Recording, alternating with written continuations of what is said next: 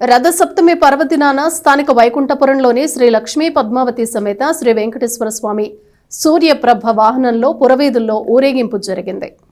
పట్టణ వైకుంఠపురం దేవస్థానంలో శ్రీ శ్రీ లక్ష్మీ పద్మావతి సమేత శ్రీ వెంకటేశ్వర స్వామి దేవస్థానంలో రథసప్తమి సందర్భంగా సూర్యప్రభ వాహనంపై శ్రీ స్వామి అమ్మవార్లను ఉంచి గ్రామోత్సవం నిర్వహించారు. దేవస్థానం సహాయ కమిషనర్ కార్యనిర్వహణ అధికారి వి అనుపమ పర్యవేక్షించారు.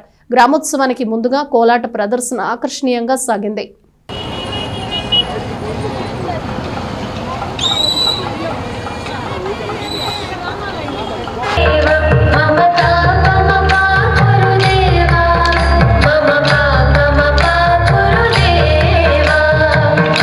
ఓం నమో వెంకటేశాయ. శ్రీ లక్ష్మీ పద్మావతి సమేత వెంకటేశ్వర స్వామివారి దేవస్థానం ఈరోజు మాఘ సప్తమి సందర్భంగా స్వామివారు అశ్వవాహనం పైన అత్యంత వైభవంగా ఊరేగింపులో ఉన్నారు.